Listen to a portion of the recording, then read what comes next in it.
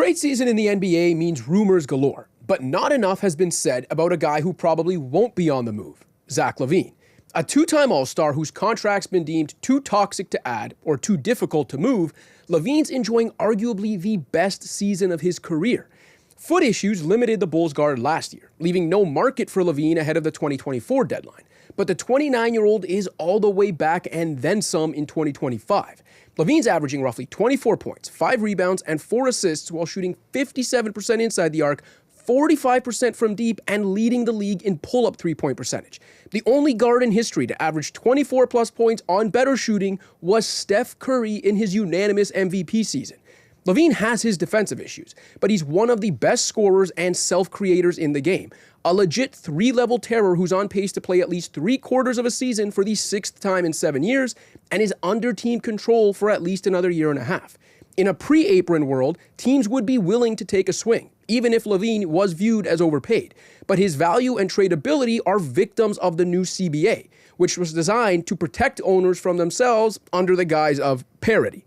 It's not just that teams are more wary of giving max money to second-tier stars out of concern for the long-term roster constraints. It's that big money trades are much more difficult for apron teams to complete. So LaVine will likely be left to toil away on a mediocre Bulls squad. But give the guy his flowers. I know we're consumed with contracts, player movement, and how everything relates to the title race. But there's still space to celebrate this comeback story. And with that, welcome to the Unfiltered Show from theScore Studios. My name is Joseph Casciaro. Our guests today, Alex Wong of the Hello and Welcome podcast. Thought the Hitman was here with that leather jacket. And Michael Chandler, supervising editor at theScore. Chandler, probably disappointed that I didn't say anything about his outfit. Welcome back to the show to both of you. Not at all. And also not on the move me and my sedentary lifestyle. Thank you for having myself and my dear friend Alex for today's episode. All right, let's jump right into it. Always a pleasure to have both of you. Yeah, I'm just gonna follow Chandler's lead on this today. Well, that can be dangerous. Yeah. This show's gonna go off the rails then. You heard my take on all this LaVine stuff. The guy's kind of having this season that I think is going under the radar. I think if you ask like the average NBA fan about LaVine, they'd probably say, good player, but overpaid, can't trade him, this and that. And I don't think enough people are paying attention to how insane the season he's having is. Agree, disagree? Yeah, I agree. And I think your point about just this post-second apron world is like really a big story in the NBA. Like you think about the one big trade that has taken place like since the start of the season, and that was the Minnesota Timberwolves needing to like move their finances and like get rid of Karl Anthony Towns. And, after having their best season in 20 years. And essentially tearing down a team that had the prospects of maybe making the finals and being a contender. You talk about Zach's contract. You're right. Like these guys that are making that 35, 40 million upwards. We've got the Jimmy Butler situation right now too. It's just completely shut off like the trade kind of world right now. And it'd be interesting to see because like there's always desperate teams out there, but it seems like there's just no financial match for any of this right now. It's interesting too because when the CBA was finalized in 2023, Joseph, I remember you being a huge fan of it, and now you've done a 180 on it, which is fine. But I don't know. Are you being sarcastic right now? I am, absolutely. Okay. But in all seriousness, a fight was about to break out. It's 30th anniversary of Shawn Michaels throwing Marty Jannetty through a window. Yeah. I am Marty Jannetty. It's the enduring legacy of Commissioner David Stern and his introduction of the bird rights, and the idea was to keep veteran players in the cities they were playing for, and now sort of, I guess, his mentor, Adam Silver, help his protege. Stern would be the mentor. Protege. Actually, good point. I'm not too good with the English language. But anyways, moving on. The goal was to keep players in their cities, but now we have a guy like LaVine, who you said is a great pull-up shooter, can get to the rim at ease, is having, I believe, career best three-point and field goal percentage this year. And there are a lot of teams like a Denver, a playoff-bound team that could use a player like him. And they're either in the first or second apron, no cap flexibility, and a lot of restrictions. So now we're looking at, in all likelihood, LaVine staying with what you said, a very mediocre Bulls team. I believe they're 10th heading into Tuesday's games, the final playoffs. They're the ultimate play-in team. They've just got play-in written all over them. Yeah, and they're 2 games ahead of the Sixers. So, I mean, what are we working for here? And they have all the benefit, all the impetus to just absolutely tank, because if they don't finish bottom 10, they lose their top 10 draft pick, and that could be a big deal. Yeah, I think in general, my issue with all of it is, and I know you were joking. Well, we confirmed you were being sarcastic and facetious there when you said I loved the new CBA. The biggest issue I had with it at the time was that I felt like owners were just giving, and I get that the players agreed to it. It's not all on the owners, but owners were giving themselves an out to be like in the old days.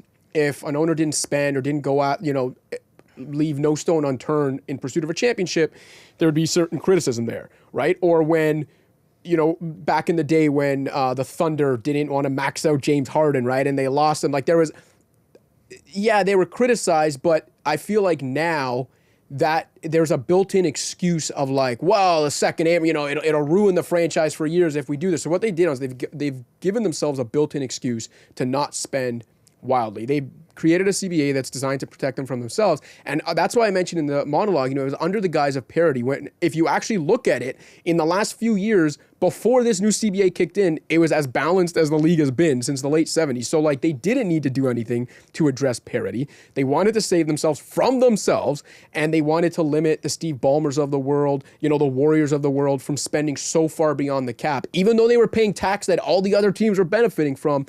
And to me, it's created a situation now where it's like LaVine's a good example where the NBA, a lot of interest does come from player movement and talking about that stuff. Where are we with and what does it say about the league if a guy this good, who you could say he's overpaid, whatever, but he could, as Chandler mentioned, genuinely help contenders, playoff teams. Like you put Zach LaVine on a Denver, on a Houston, completely changes the title race. And it's not even just that teams aren't interested, it's that the teams that are interested can't do anything. Like 9 teams right now are above one of the aprons. And there's a lot of restrictions there. But there's one rule where if you're a first apron team, you can't take in more salary than you're sending out, right? So you have to send out more than you take in. So in LaVine's case, that means any team trading for him, that's a first apron team, has to send out at least $43 million to get him. But it also applies to any teams that would become first apron teams if they acquire LaVine. So there's just a lot of nonsense here. It's so convoluted. Yeah, it's completely killed the trade market to the point where the biggest news that Shams is breaking this year is LiAngelo Ball getting a record deal with Def Jam. What happened to the old days when we would just have rumors flowing around about Zach LaVine, about all these players the Lakers, the Nuggets, all these desperate teams are going after players. I think the other thing the second apron's done a terrible job of, and I think we're seeing it now, is because of all these rules, teams are just constantly on the clock the minute that they build a really good team. The Bulls obviously aren't that example because they've been running in mediocrity. But we look at the Celtics, they just won a championship last year. Granted, it was a pretty long run to get there. But suddenly there's going to be financial concerns about them in a year, in 2 years' time. You look at the Knicks, the way that they try to plan out the team. One of their best players, Jalen Brunson, had to take a historic pay cut just to make sure that things can work out potentially long term. So I think with any new CBA deal, it's one of those things where I still don't understand why the players agreed to this. They should have seen some of these things coming. And what is happening now is limiting player movement. And you talk about second tier guys like LaVine too. I think of a guy like Brandon Ingram, who's going to be heading to free agency.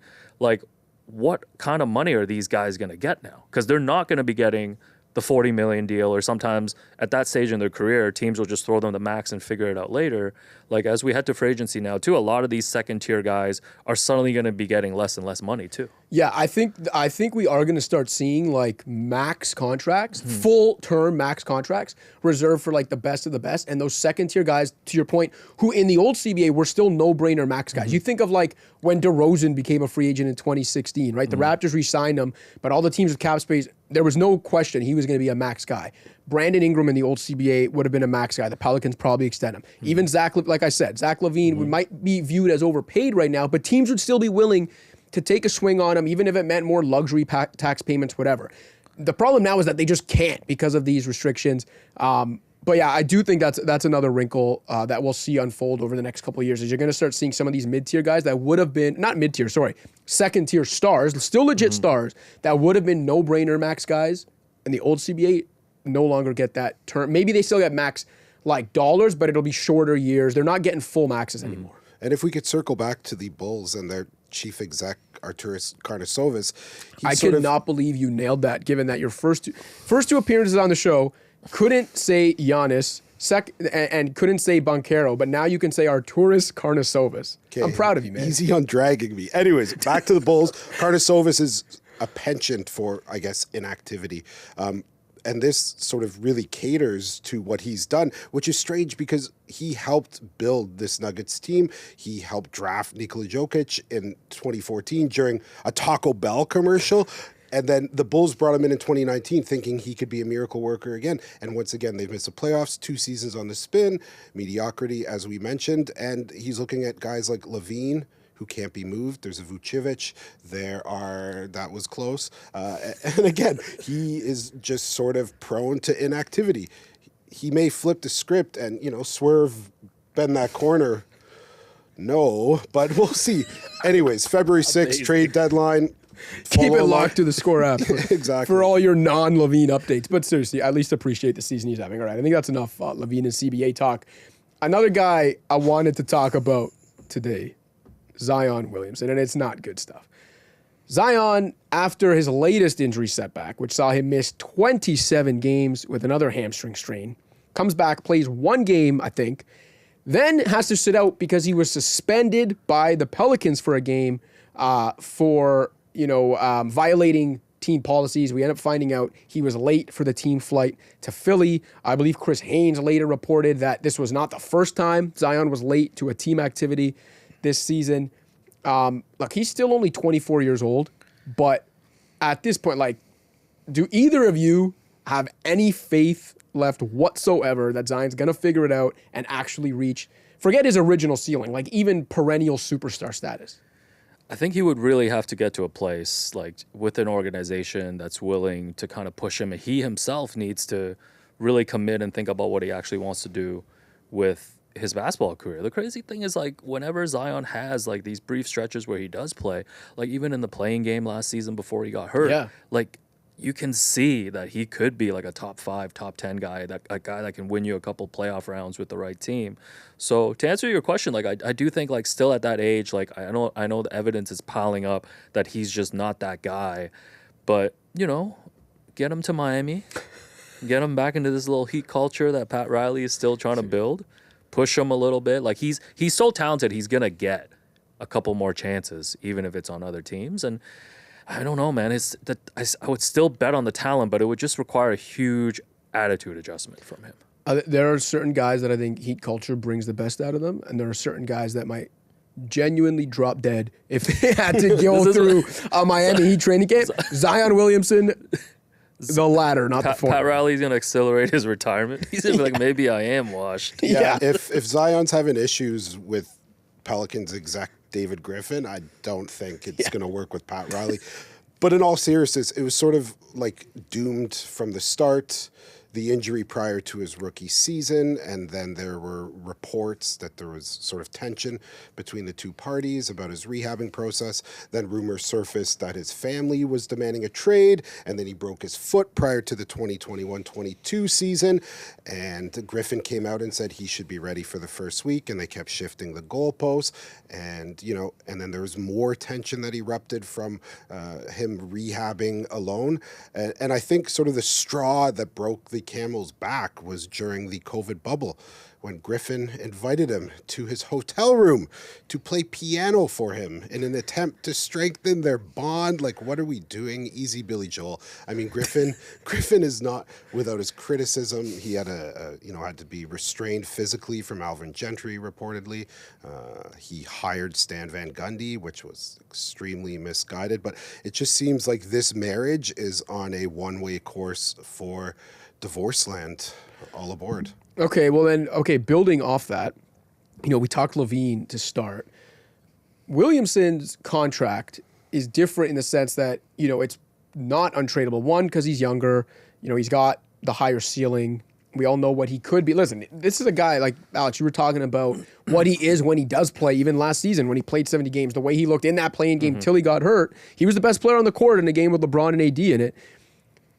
He is top 20 all time in scoring, in points per game.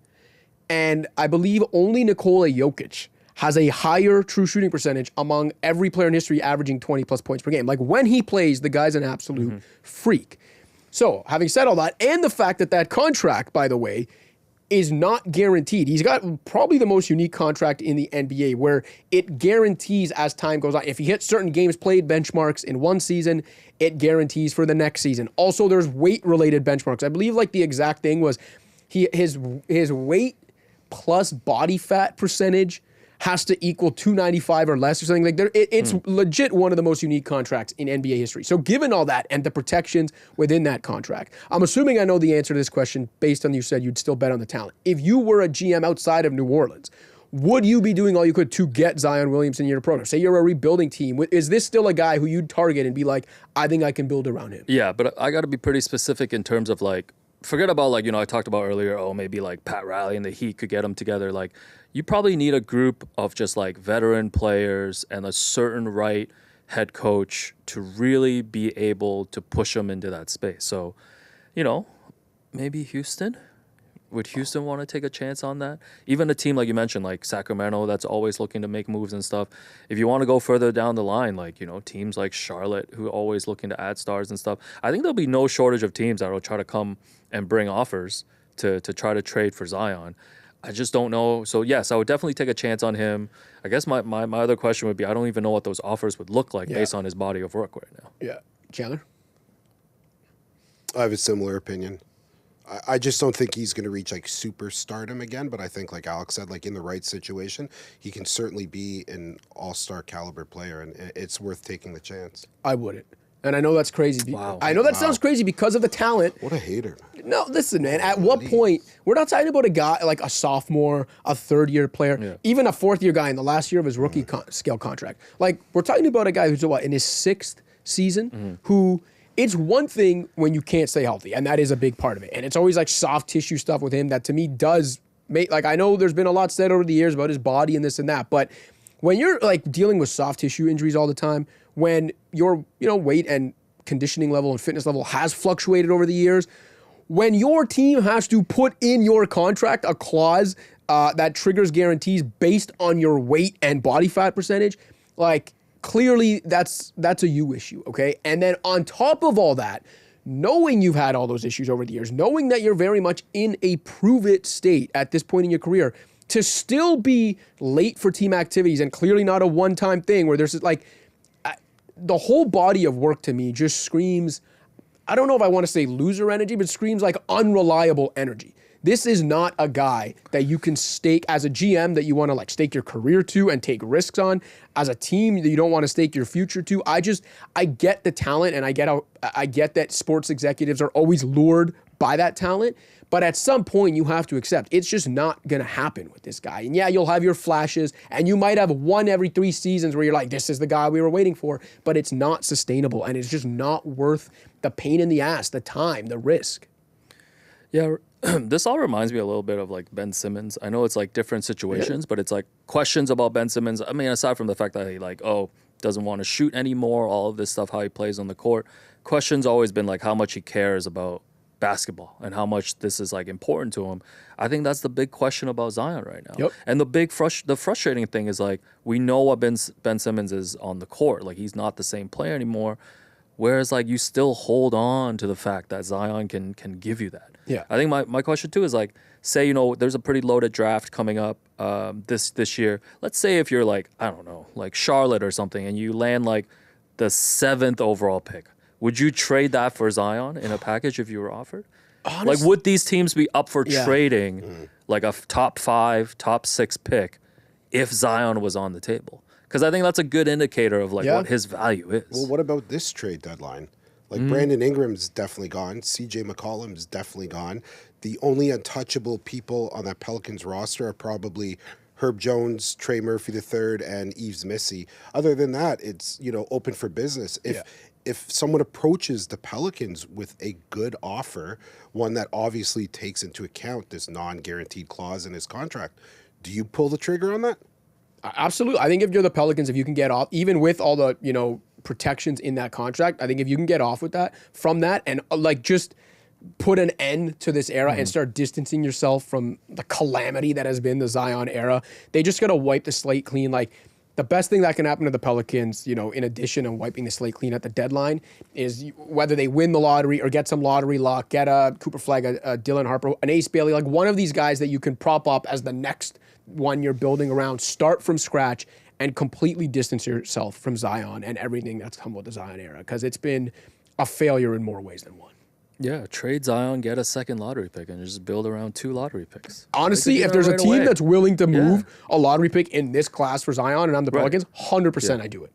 100%. I cannot stop picturing Zion Williamson in a Heat jersey right now. Like, I can't get that visual out of my mind. And followed by Pat Riley's retirement announcement immediately. All right.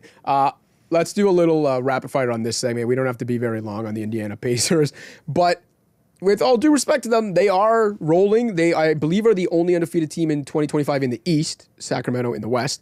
But we're going to talk Kings with James Ham coming up. So I want to talk Pacers with you guys. Alex, when you were on the show early in the season, you and Will Lou were on, of course, of the Hello and Welcome podcast, and you mentioned that you saw the Pacers as kind of like a sleeper, at least in the regular season, as a team that's like built to win a lot of games during the regular season. You seem surprised as I tell you that by your own. I'm like, damn, I said that? But listen, they made the conference finals last year. Slow start this year. They've won 6 in a row now. They just handed the Cavs their first loss in 12 games. Are we a believer again in the Pacers? Are they starting to become that team you saw, or is this just a little bit of fool's gold to start the year? I mean, the biggest worry still, I think, is just Tyrese Halliburton, like the consistency there. They've obviously been playing better lately, but the Eastern Conference is funny. It's like, it's kind of like you like send a kid off to college. I don't have this. This is not personal experience. And then you don't talk to them for a few months, and then you check in on them, and they're like doing fine. It's like the Sixers started like what? I don't know, like 3. They had a terrible start, right? Check in on them 2 months later. Now they're suddenly right in the play-in. The Pacers were terrible to start.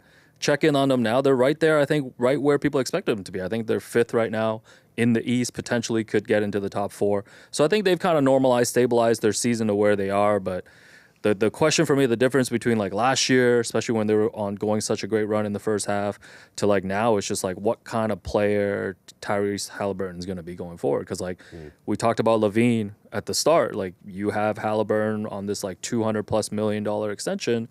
If he's not performing as that guy, then the Pacers are just going to become the Bulls. Yeah, no, that's a good point. And the thing with Halliburton too, I've mentioned it on the show before, but like, obviously full strength, healthy, at best in the offensive end. He's worth every penny, but he's so bad defensively, and like him being the guy makes that team so bad defensively that if Tyrese Halliburton is not like generational on the offensive end, which he was the last couple of years, if he's not that, then this team can't succeed with him as like the guy and making all that money. So, I mean, that's a genuine concern if he's not at his best. I agree with Alex, though, because I'm an unbeliever in, I don't even know if that's a word, but I have no faith in any Eastern Conference team other than the Cavs and the Celtics. And in terms of like committing to your New Year's resolution, shout out to the Pacers. 6-0 in the calendar year. They had their best offensive efficiency game of the season in the first start of the calendar year in a win over the Heat. They had their best defensive game in the game against the Cavs. And this guy came prepared with these numbers. I've been watching hoops. Don't fact check any of this. And their starting 5 is outscoring opponents by 18.1 points in 100 possessions. And that, they lost Miles Turner in a game during that streak. They had no Halliburton for the second half of the Cavs victory. So in a vacuum, I do like what they're doing, and I don't see a reason why they can't get back to the conference finals. Yeah, that's not happening. I don't believe it. Flaming hot takes. No. For me, it just comes back. You're to sort of a hater this episode. Like, I feel like the only thing he likes is the second apron. Apparently, Lee at the Casciaro family sauce making over here. I need 2 aprons. I like that. That's a good one. Thank you. No, listen. I just think it's about the Halliburton thing. It keeps coming back to that for me. I haven't seen enough from him this year for me to believe that he's going to be able to be that guy consistently. The East got better, at least the top of the East did. Like you mentioned, Boston and Cleveland. The Pacers would need, some insane luck, maybe shooting variance. They'd need injuries to pile up for other teams like they did last year. And, like Siakam's having a good year. Nembhard coming back has been probably the biggest difference maker for them in this season so far. And if they have him healthy the rest of the way, that's a huge thing for them. But I just don't think... It sounds crazy because it's only January, and to say like it's only the halfway point of the season to be like, nah, this season's done for them. But I haven't seen enough of them other than a 10-day stretch in January to believe they're going to be anything other than like first round fodder. Yeah, True. You know what? Sorry, I'm changing my mind. I'm out on them. I also forgot the Knicks exist, and the Knicks are exponentially. I mean, they're struggling right now too. Don't sleep on Orlando too. Yo, honestly, sleep on Orlando and Orlando. Star player Paolo Banchero. Franz comes back. Like Franz back. I trust the Magic more than I do the Pacers, and again, 100%. I'm impressed True. by this run. They did Yeah. beat Cleveland. Like take nothing away from them, but I'm not. Obviously, they're not. They're not Boston. They're not Cleveland. They're not New York. They're probably not Orlando. I think like you said, teams would be pretty excited to see Indiana in the first round. I don't think that's going to be a stressful Valid. Yeah. matchup for anybody. You've talked me into it, guys. Yeah, I mean, Will in the conference Will said it when you guys were both on here. The Yeah. Pacers are very much a paper tiger because of their defensive concerns, and that was before we knew Halliburton wasn't going to quite be Halliburton this year. Right. So,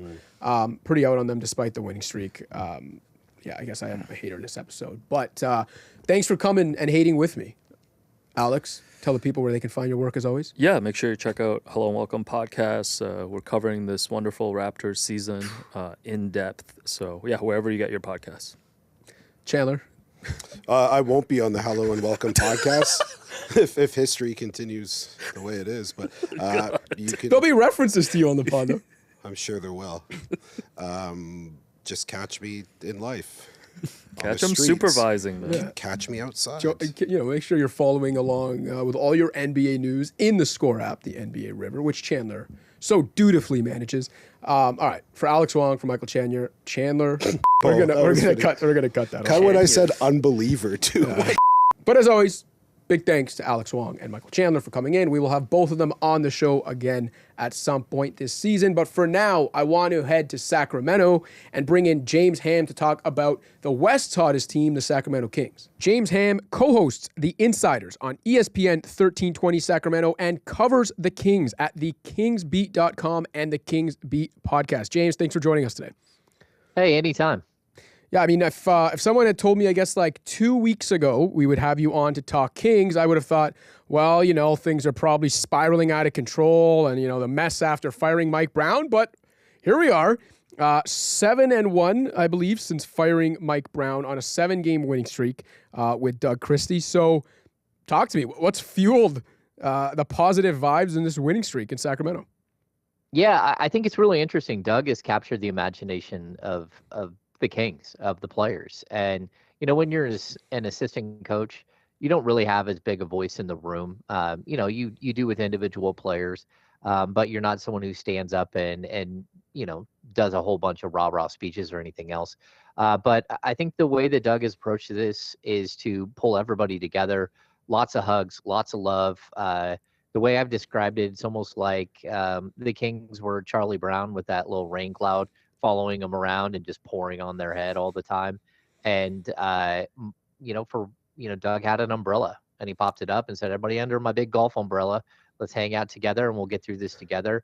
And I don't think anyone was expecting a 7-1 start or a 7-game win streak. The Kings haven't won 8 in a row since the 2023-24 season. 2003-2004 season, I believe. So all the way back then when Doug Christie was a player for this team. But I think that would be the one thing. People in Toronto know Doug really well from his time with the Raptors. I spent a ton of time with him working TV. We used to commute together. We used to have a podcast together. We've got a really good relationship. And he thinks about the game in a different way. And the players are instantly globbing onto it. But you heard him say it, the other night, like, we're not a hand, we're a fist. And there's a lot of sayings that he has. And a lot of it is, this is us and we're going to do what we do and F those guys. And I think it's a really interesting approach. But it again, he's got the players believing and that's all you need.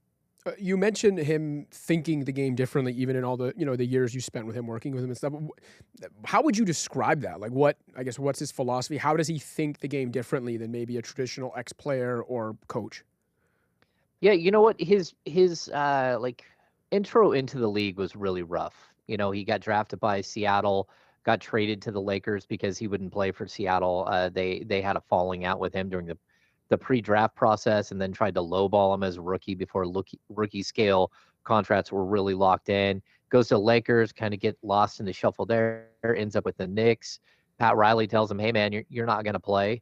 They had a loaded guard backcourt with Allen Houston and John Starks and, Chris Childs, all these players. And then he ends up sitting on the bench with Herb Williams and really learning the game and learning that the best way for him to ever get on the court was to play defense. He goes to Toronto. He credits Isaiah Thomas with being like the guy who saved his career and really made him into the player that he was. And then when he goes to the Kings, he just finds his family. And a lot of time he spent with Pete Carril, legendary coach of Princeton, who was an assistant coach with the Sacramento Kings under Rick Adelman. He had ties with Jeff Petrie, the GM, who went to Princeton. And they really, Doug would sit and talk to him a lot and just, pick his brain and learn about the game in a different way. And it's not always about X's and O's. It's not always about, who hits their shots and who doesn't. A lot of times it's about who plays a more physical game, who understands the basics and nuances of the game, like how to run a screen or when you're going through the lane and you're supposed to cut through, you have to change your speed. You have to change your direction. Sometimes you got to stop and just call for the ball. And if you remember back to the glory years of the Kings, that's what Doug was. He was the glue guy. And I think that's what he's proving to be as a coach right now. What would you say are the biggest differences between him and Mike Brown from a coaching perspective? Like, how have the Kings changed? I know a lot of people, and yourself included, talk about like the vibe change, right, and the positivity and the big hug he's put around the players and that he's brought out. But how would you say their actual play style has changed at all? To be honest, it hasn't changed all that much. Doug has asked for more 3-point shots. He wants 40 a night. That's something that Mike still, wanted 35 to 40 a night. Overall, like, again, Mike Brown is an excellent coach, and he's a very, very good man. Like, we had a great time with him here in Sacramento. We won Coach of the Year. But this team just underperformed. Like, realistically, this team has way too much talent to be where they were, to be 6 games under 500.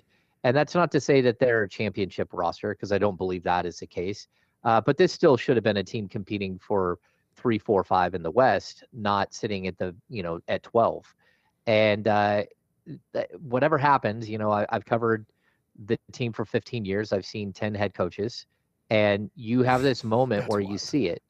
It is wild, but you see a moment every single time where they let go of the rope and they stop playing, and they stop playing for that coach.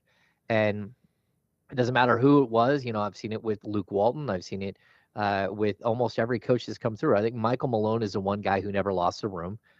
Dave Yeager, I would say, didn't lose a room either. Just he lost management. That was a different story. But the Indiana game sticks out, where Tyrese Halliburton rolls into Sacramento, and it's sort of like the ghost of Christmas past. And the Kings just lay down. And I was shocked as anybody to see it. They'd already, at that point, they lost 3 in a row. They dropped their 4th in a row, and you could feel the energy leave the building. And I'm like, all right, that was it. Like, you saw, again, I think there's a misnomer about what losing the room or losing the locker room means. And it's not that everyone's beating up each other and there are fights and, somebody gets stabbed. It's usually something as subtle as you just watch them stop playing hard. And to me, it was shocking because of the roster. And I think that's sort of the advantage that Doug has. He has a ready-made roster. This is a very, very talented group. It's just they couldn't put it together. And so I don't think it's anything that Mike did wrong as much as it is they just needed a different point of view. And I've seen this spin out in horrible ways. I was there when the Kings fired Michael Malone and poor Tyrone Corbin came in and went 7-21.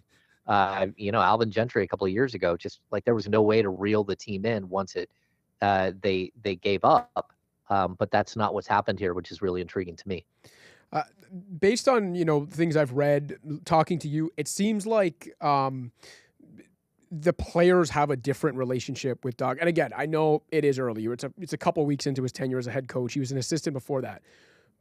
Can you get a sense of put your finger on what it is? It that he was an ex-player and the players respect that? What is it about? Is it just like how galvanizing he is, how energetic he is on the sidelines, the smelling salts? What is it about him that seems to have really struck a chord with the players in a good way, where they do seem to be going to bat for him and really fighting for him?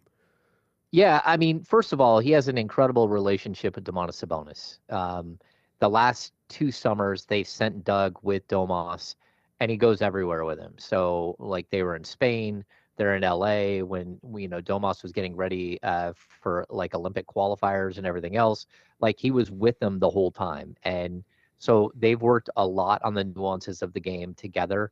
And so you already had one star, like, who had your back without any question. I'd also say, like, him and De'Aaron Fox, like, from the moment that De'Aaron was drafted, Doug was a huge, huge fan of De'Aaron before the 2017 NBA draft. Vlade Divac, one of Doug's close friends, was a general manager. They had lots of conversations about this left-handed kid from Kentucky and just how much Doug had fallen in love with him, specifically on the defensive end, but also the speed and the pace he plays with. And so he's built sort of some allies. And I don't think, like, when he was an assistant, it wasn't like he was building allies in case he took over the team. It's just kind of his way. He's a guy who doesn't mind bringing a book over to somebody and saying, "Hey, I think this book might help you." Like, think about the world, think about the game in a different way. In the first week on the job, he quoted Bob Marley one night and then Deepak Chopra another night. Like, he's just different. Yeah, and I'm getting Phil Jackson vibes here. I know that's not the most popular guy in Sacramento from those feuds all those years back, but you say that stuff, and that's what I'm thinking. I'm thinking like Zen Master Phil a quarter century ago. Yeah, I think there is, like, a hug and a love that he brings. Doug and Jackie, their relationship is, like, well known around the NBA.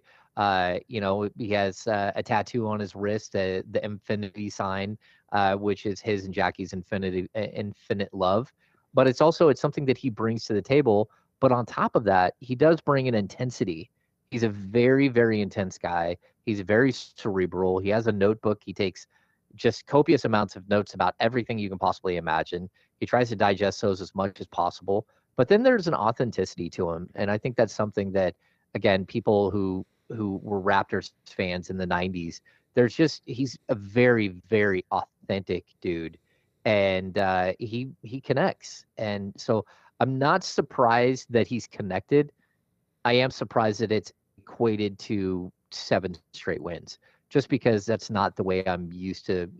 I'm very much trained to know that when a coach gets fired, that means that the entire season is going to hell in a handbasket, and you have no idea where it's going to go from there, except for down. And that's just not where we're at, it's really fun to see, but also, like, look, it's a talented team. Maybe it just took the right voice to reach some of these guys and get them playing the right way.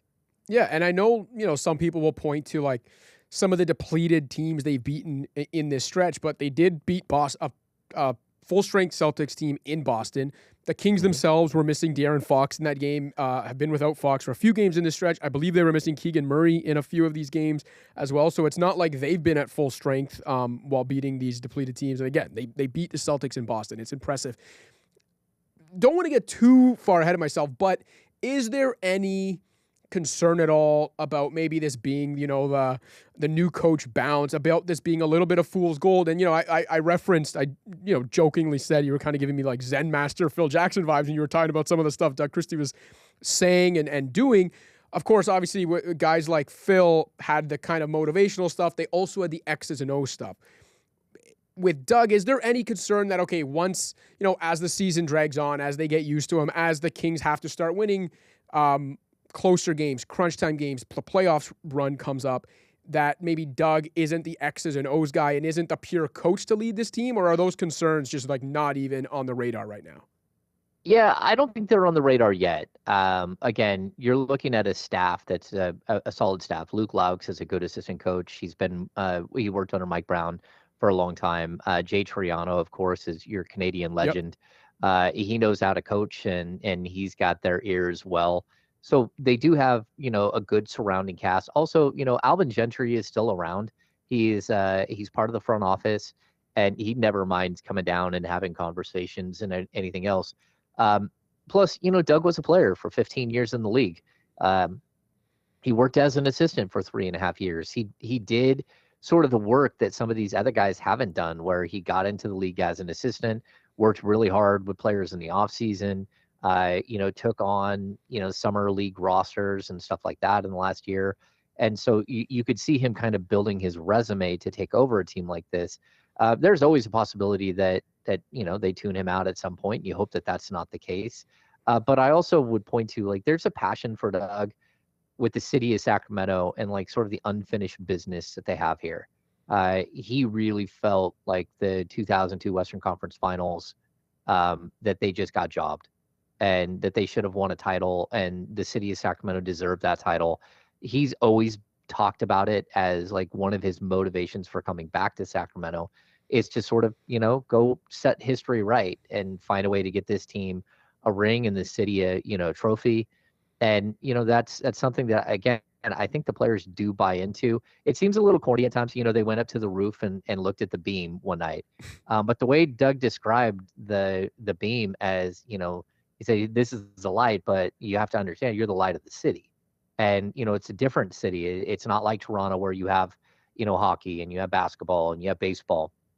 It's a one sport town, and the Kings have been the light of the city. I think the first 21 years they sold out 19, completely sold out in 19 seasons of the arena. And that's from like 1985 until, the early 90s when the team got bad after they were good in 95, 96. So by 97, 98, right before the lockout, those last 2 years, they struggled. Outside of that, all of those losing seasons when the team was just bad and drafted number 7 overall every year, except for the 1 year they land Purvis Ellison number 1 overall, which is just its own disaster. The fans still showed up. Yeah. And so I think there is this love and this joy that Doug feels for the city, that is translated pretty well to the players already. And so, yeah, it's good stuff. I hope it lasts. I hope for Doug, but also, it's a lot more fun to cover winning basketball than it is to cover losing basketball. I think my first 12 years, I was 240 games under 500 as a beat writer.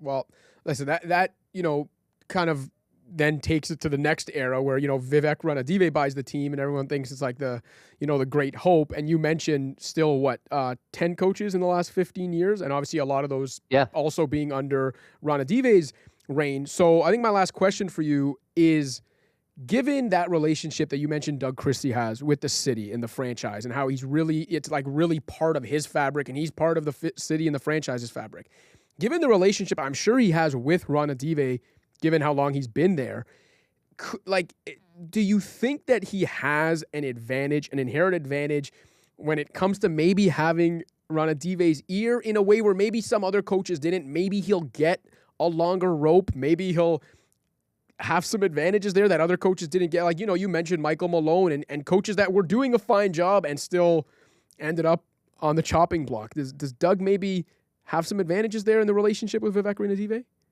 I would hope so. Like, look, the interim tag is still there. And, let's be honest, they just gave Mike Brown an extension and they're paying out that extension next year and the year after that. Yeah. So those $8.5 million checks going to Mike Brown aren't going to feel good when you have another coach.